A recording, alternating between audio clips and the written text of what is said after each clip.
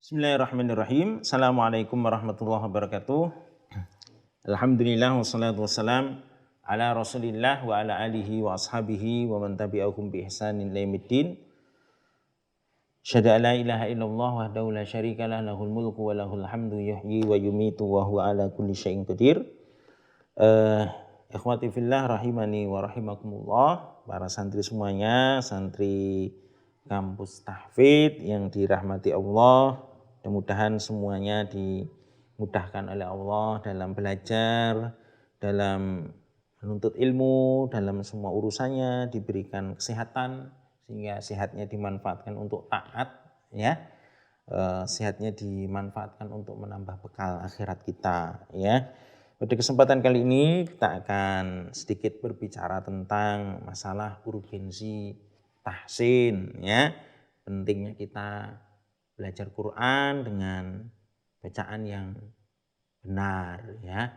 Karena baca Quran ini ya enggak sembarangan, ada ilmunya, ya, yang harus kita pelajari. Rasul sallallahu alaihi wasallam mengajarkan kepada para sahabatnya juga kepada para tabi'in terus sampai sekarang, ya, secara turun temurun. Maka kita hendaklah juga mempelajari Al-Qur'an dengan bacaan yang baik, ya, bacaan yang baik. Karena ini firman Allah ya menunjukkan kita perlu belajar tahsin, perlu belajar tajwid dengan benar. Kita harus membaca Al-Qur'an dengan tartil. Allah sendiri sudah sebutkan dalam kitabnya warattilil Qur'ana tartila. Bacalah Quran dengan tartil. Nah, bukan sembarangan baca Quran dengan apa? Tartil. Apa di antara makna tartil? Ya, dinukil dari sahabat Ali bin Abi Thalib, makna tartil di sini ya adalah tajwidul huruf wa ma'rifatul wukuf. Ya, maknanya adalah ya membaguskan huruf, ya, dan mengetahui letak di mana berhentinya kita ketika membaca Quran. Nah, ini ya kita diperintahkan oleh Allah untuk membaca dengan tartil. Artinya kita ya membaguskan huruf. Artinya tajwidul huruf, belajar ya tajwid, ya belajar tajwid. Ya, jadi kita belajar tajwid, belajar tahsin dengan sebaik-baiknya. Huruf-hurufnya perlu dipelajari. Makanya di antara dari definisi tajwid yang disebutkan para ulama adalah ya ikhraju ya kulli harfin min makhrajihi, itu mengeluarkan setiap huruf dari makhrajnya masing-masing. Jadi hurufnya ya dikeluarkan sesuai dengan tempatnya, harus belajar, nggak ngawur, ada makhrajnya, ada tempat keluarnya. Ya, sebutkan ma'a i'ta'ihi haqqahu wa mustahaqqahu.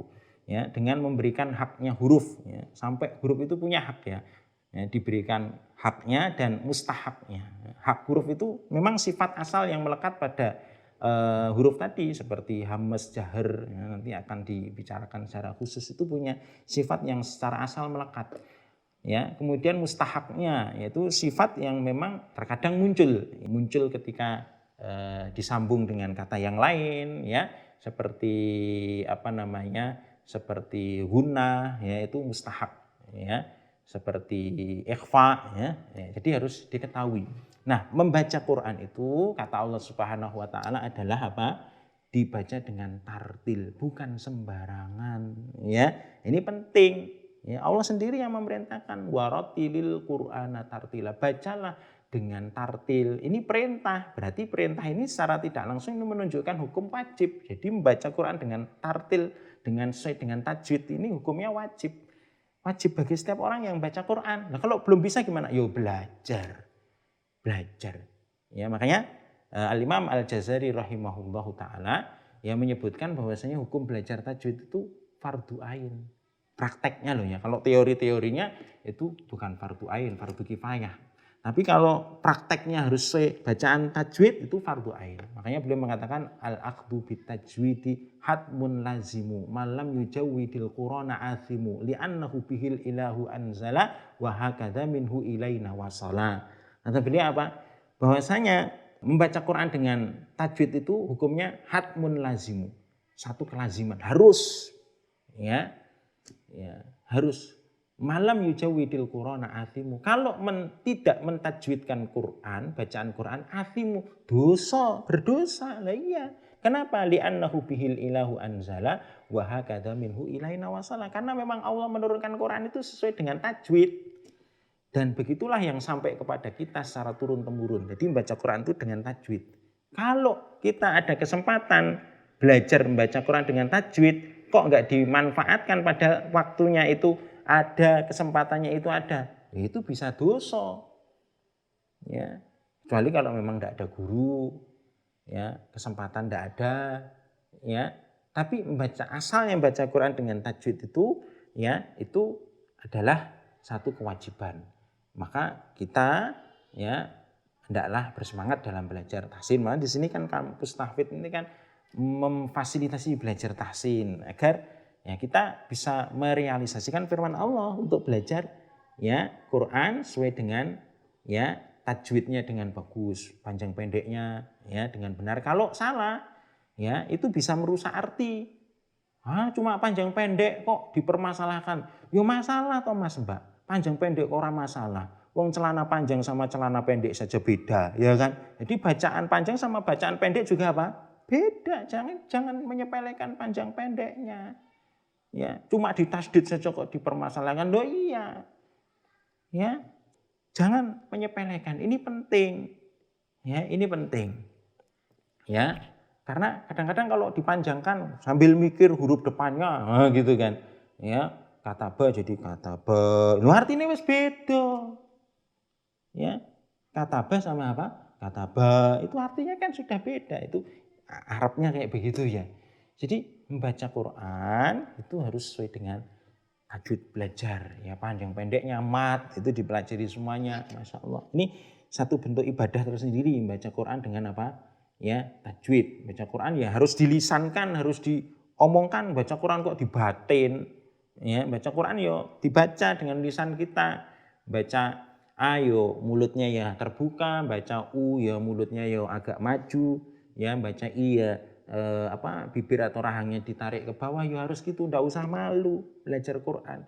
Ini ibadah yang agung, bahkan ibadah baca Quran dengan tartil ini masih terbawa sampai akhirat. Oh, Masya Allah. Ini keutamaan Quran membacanya dengan tartil. Ibadah yang masih Allah ya jadikan sebagai bentuk pemuliaan kepada ya ahlinya orang yang melaksanakan ibadah terus sampai di akhirat pun masih melaksanakan ibadah tadi, di antaranya membaca Quran dengan tartil. Ya, kalau ibadah-ibadah lain ya di akhirat ya kan sudah selesai. Ya, orang bersedekah di akhirat mau sedekah lagi atau zakat lagi. Ya.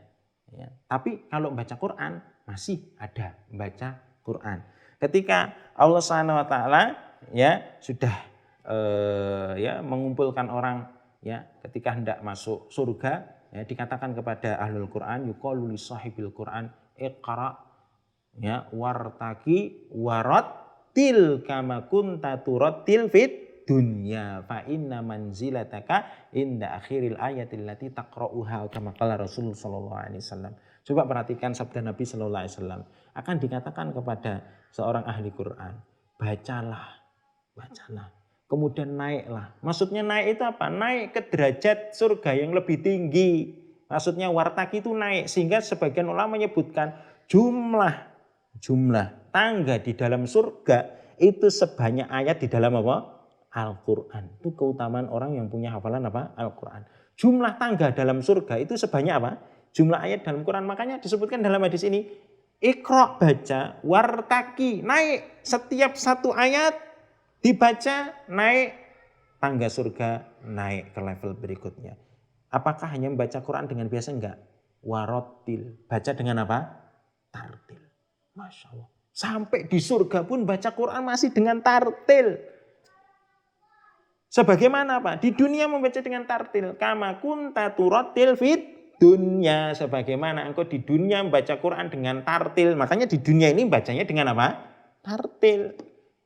Ya, fa inna manzilataka inda akhiril ayatil lati taqra'uha. Karena kedudukan akhirmu adalah ya pada bacaan akhir yang kamu baca. Ini pentingnya kita membaca Quran dengan tartil. Di dunia ini kita baca, di akhirat itu masih kita bawa bacaan kita dengan tartil tadi.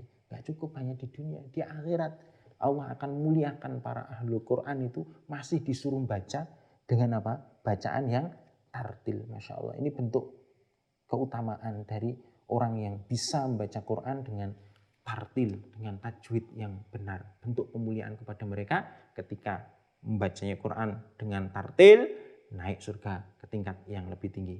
Baca lagi satu ayat, naik surga ke tingkat yang lebih tinggi. Masya Allah, keutamaan yang agung dari ahlul Quran yang bisa membaca Quran ya dengan hafalannya dengan apa? Tartil ya.